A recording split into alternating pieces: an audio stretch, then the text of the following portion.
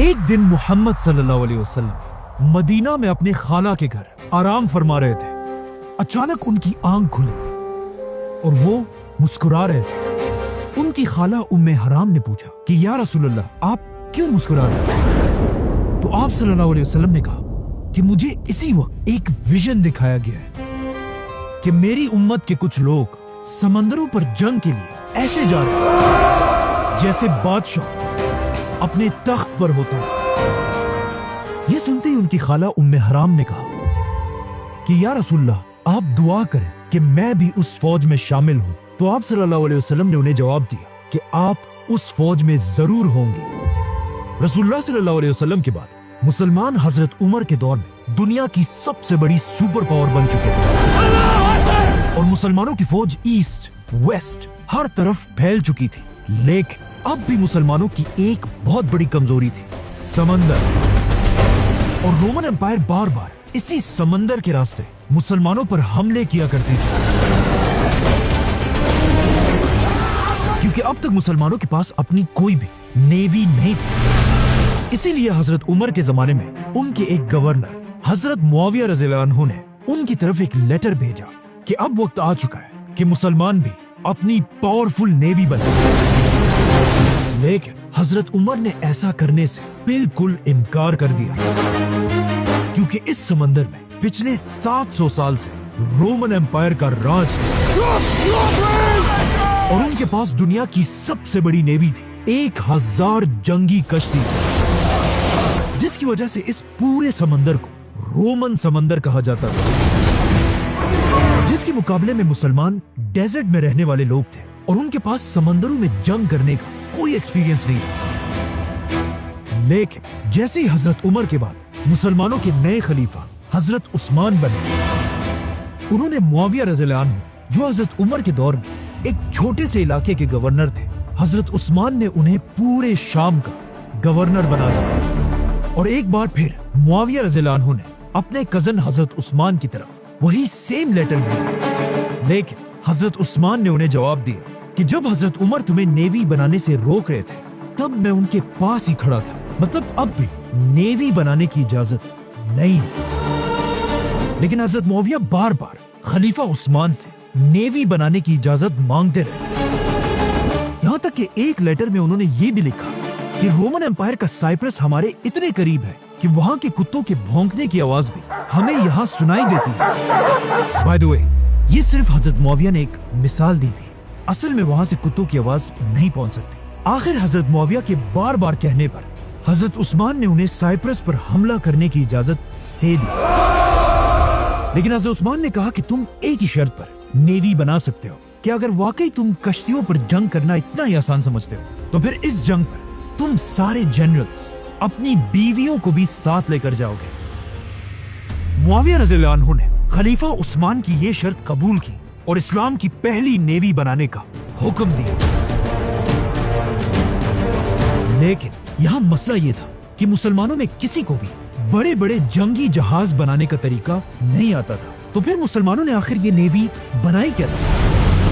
اصل میں اس سے بہت سال پہلے جب مسلمانوں نے یہ سارے علاقے فتح نہیں کیے تھے اور یہاں رومن امپائر کی حکومت تھی، رومن امپائر نے اپنی نیوی کے لیے فلسطین اور ایجپٹ میں جنگی جہاز بنانے کے 2 بڑی بڑی فیکٹریز بنائی تھی، جہاں رومن امپائر کی نیوی کے لیے بڑے بڑے جہاز بنائے جاتے تھے جن کا نام تھا ڈرومون۔ اور یہ اتنی بڑی کشتیاں تھیں کہ ان میں ایک ہی ٹائم پہ 300 وارئرز سوار ہو سکتے تھے۔ لیکن اب جب مسلمانوں نے رومن امپائر سے یہ سارے علاقے فتح کیے، کشتیاں بنانے کی یہ 2 فیکٹریز بھی مسلمانوں کے ہاتھ آئی، جو پہلے تو مسلمانوں کے کسی کام کے نہیں تھے، لیکن اب خلیفہ عثمان کے آرڈرز پر ان فیکٹریز کو دوبارہ کھولا گیا اور معاویہ رضی اللہ عنہ نے کرسچن انجینئرز کو اپنے پاس بلایا کہ اب رومن امپائر کے لیے نہیں بلکہ ہمارے لیے سمندری جہاز بنا، اور اس طرح اسلام کی پہلی نیوی تیار ہونے لگی۔ جیسے ہی کچھ کشتیاں تیار ہوئی تو خلیفہ عثمان کے آرڈرز کے مطابق حضرت معاویہ اور ان کے جنرلز اپنی بیویوں کو ساتھ لے کر سائپرس فتح کرنے کے لیے روانہ ہوئے۔ अब यहाँ एक बहुत ही इंटरेस्टिंग बात यह थी, हजरत मुआविया के जनरल्स में से एक की बीवी का नाम था उम्मे हराम रज़ियल्लाहु अन्हा। ये वही उम्मे हराम थी जिन्होंने आप सल्लल्लाहु अलैहि वसल्लम से कहा था कि या रसूलल्लाह, आप दुआ करें कि मैं भी उस फौज में शामिल हूँ। तो आप सल्लल्लाहु अलैहि वसल्लम ने उन्हें जवाब दिया कि आप उस फौज में जरूर होंगे। जैसे ही मुसलमानों की फौज साइप्रस पहुंची, साइप्रस के सारे लोगों ने मुसलमानों के सामने सरेंडर कर दिया। ये इस्लाम की नेवी की सबसे पहली फतह थी। लेकिन जैसे ही मुसलमान यहाँ पहुंचे, उम्मे हराम अपने घोड़े से गिरकर शहीद हो गई और यही साइप्रस में आज तक उनकी कब्र है, जिन्हें तुर्की में हाला सुल्तान के नाम से याद किया जाता है। इसके बाद अगले 4 साल तक साइप्रस मुसलमानों के कंट्रोल में रहा। लेकिन 4 साल बाद जब मुसलमानों की नेवी में कश्तियां और भी बढ़ गई, हजरत मुआविया इन सारे जहाजों को लेकर और भी आगे बढ़े और सीधा रोमन एम्पायर के कैपिटल कॉन्स्टेंटिनोपल, इस्तांबुल की तरफ बढ़ने लगे। यहां तक कि कहा जाता है कि मुसलमान रोमन कैपिटल के इतने करीब पहुंच गए कि मुसलमान अपनी आंखों से रोमन बादशाह के किले को देख रहे थे और रोमन बादशाह कॉन्स्टेंस मुसलमानों की फौज को देख रहा था।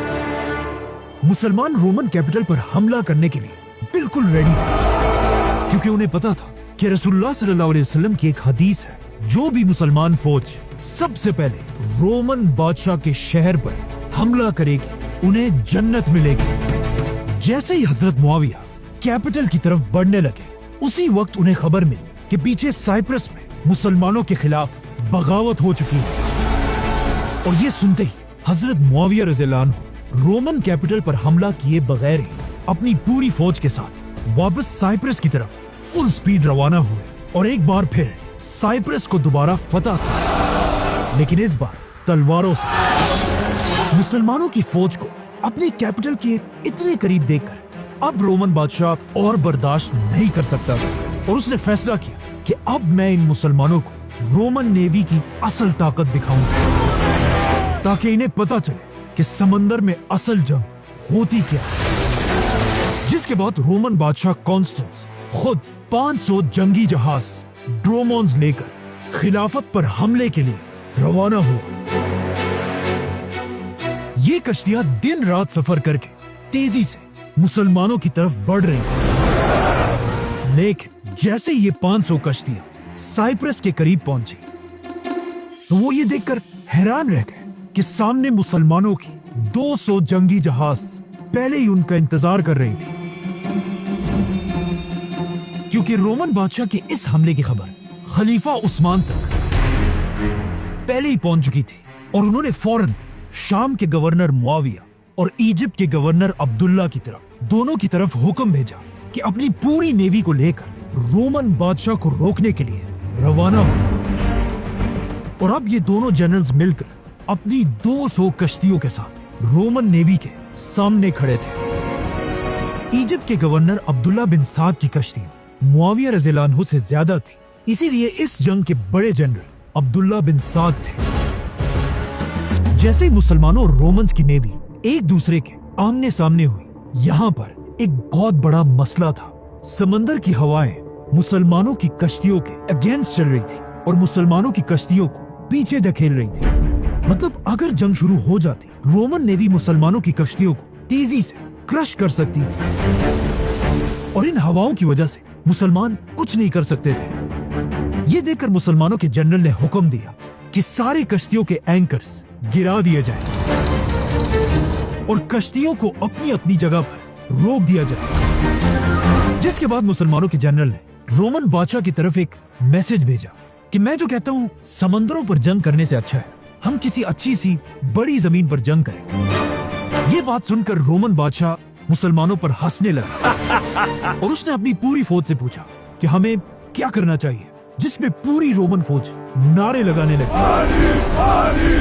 क्योंकि उन्हें पता था कि जमीन पर तो मुसलमानों का मुकाबला कोई नहीं कर सकता, लेकिन समंदरों पर सिर्फ रोमन्स का राज है।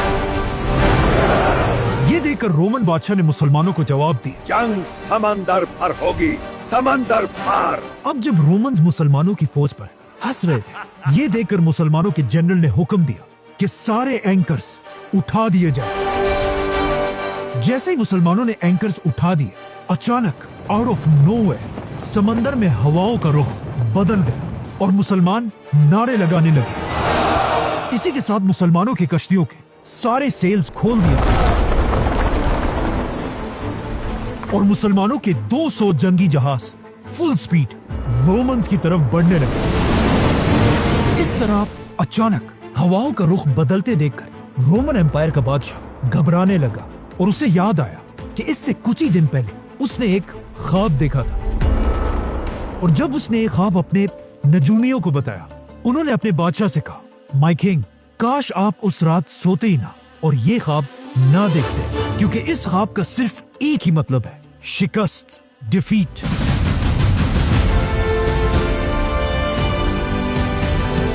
मुसलमानों की कश्तियां तेजी से रोमन्स की तरफ बढ़ रही थी और जैसे ये कश्तियां बिल्कुल एक दूसरे के करीब पहुंची तो ऑफ कोर्स क्या होना था?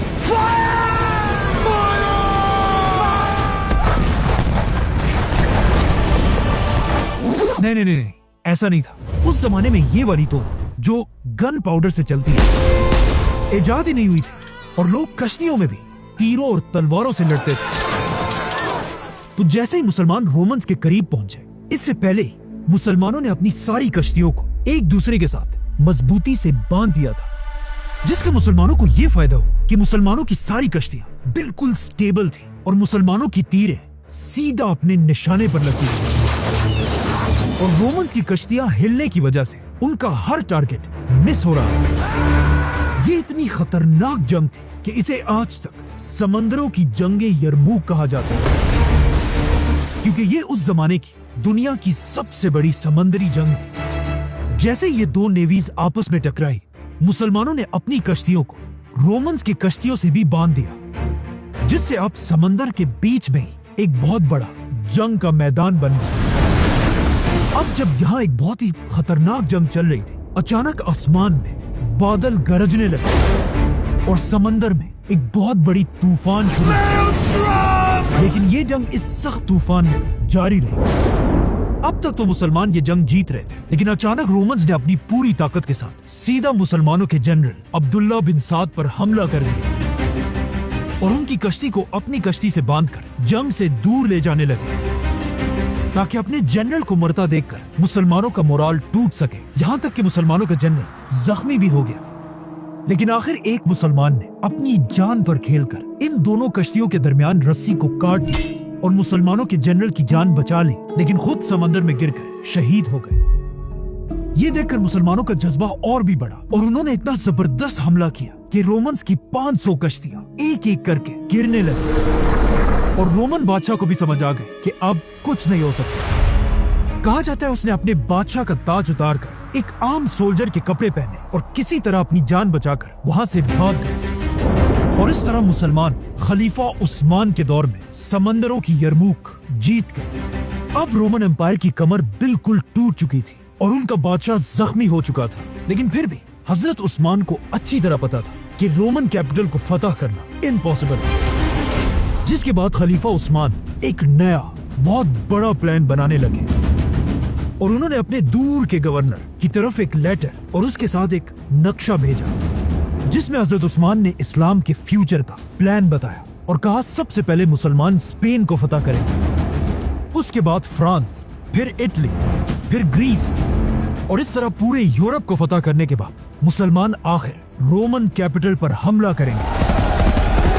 लेकिन ऐसा नहीं हुआ, बल्कि आज तक खलीफा उस्मान का ये प्लान पूरा नहीं हो सका, क्योंकि जैसे ही हजरत उस्मान ने ये प्लान बनाया, खलीफा उस्मान रज़ियल्लाहु अन्हु को मुसलमानों के ही एक ग्रुप ने शहीद कर दिया। लेकिन शहीद होने से पहले खलीफा उस्मान ने दुनिया के समंदरों पर राज करने वाले 700 साल पुरानी रोमन नेवी को बिल्कुल खत्म कर दिया था। सब्सक्राइब